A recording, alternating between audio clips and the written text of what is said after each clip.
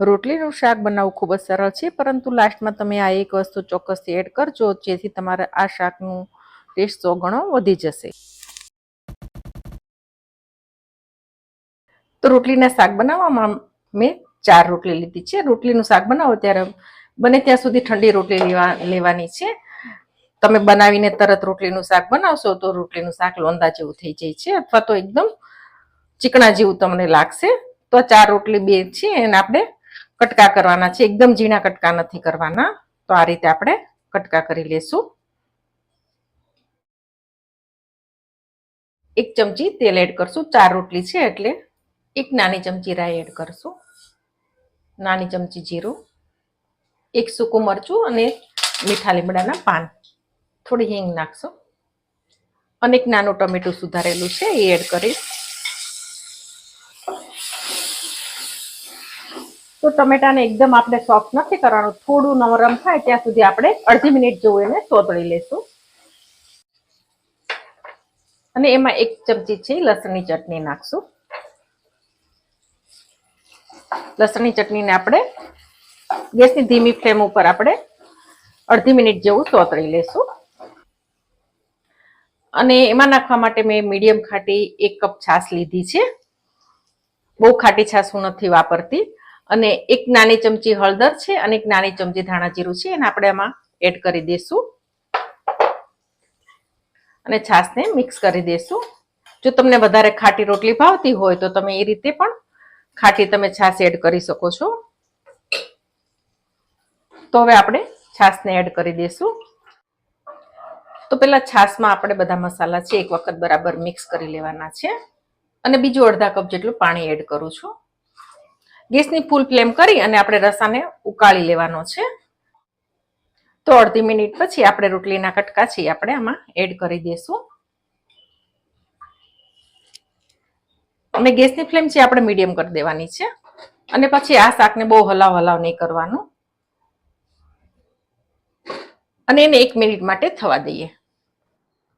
રોટલીના શાકને વધારે ટેસ્ટી બનાવવા માટે આપણે લાસ્ટમાં 2 પાપડ એડ કરશું અને આ બંને પાપડ નાની સાઈઝના છે અને એને ઘી મૂકીને શેકી લેવાના છે. તો આ રીતે મેં 2 પાપડ શેકી લીધા છે, ઘીમાં શેક્યા છે. અને પછી એના આપણે પાપડ નાના છે એટલે મેં 2 નાખ્યા છે. તમારે મોટા હોય તો તમે 1 નાખો તો પણ ચાલે. એને આ રીતે આપણે કટકા કરી લેશું. તો રોટલીના શાકમાં પાપડ નાખવાના આઈડિયાની વાત કરું તો હું એકવાર રોટલીનું શાક બનાવતી હતી ત્યારે મારી પાસે બસ એમ જ પાપડ તળેલો પડ્યો હતો. તો મેં લાસ્ટમાં તેને રોટલીના શાકમાં એડ કર્યો અને તમે નહીં માનો એટલું સરસ આ શાક ટેસ્ટી બની ગયું હતું. મોટા ભાગે જનરલી લેડીઝને જ આ શાક ભાવતું હોય છે, પરંતુ મારા ઘરમાં આ શાક બધાનું ફેવરિટ બની ગયું. તો તમે ચોક્કસથી એક વખત આ રીતે પણ ટ્રાય કરજો. તો રોટલીને પણ 1 મિનિટ થઈ ગઈ છે. આપણે પોચા હાથે એને હલાવી લેવાના છે અને આ સમયે આપણે એમાં પાપડ એડ કરી દઈશું. એકદમ મસ્ત ટેસ્ટ લાગશે. અને એકદમ મોળું મરચું 1 છે, તમારે કેપ્સિકમ હોય તો એ નાખો તો પણ સરસ લાગશે. હવે આપણે પાપડ નાખ્યા છે તો એક વખત હલાવી લેશું. તમે ચોક્કસથી આ રેસીપી ટ્રાય કરજો. પાપડ નાખીને રોટલીનું શાક બનાવજો, એકદમ મસ્ત બનશે. તો બસ પાપડ નાખ્યા છે તો આપણે એને ઢાંક્યા વગર ખાલી અડધી મિનિટ માટે રહેવા દઈશું. તો આપણે એમાં મીઠું નાખતા ભૂલી ગયા છીએ.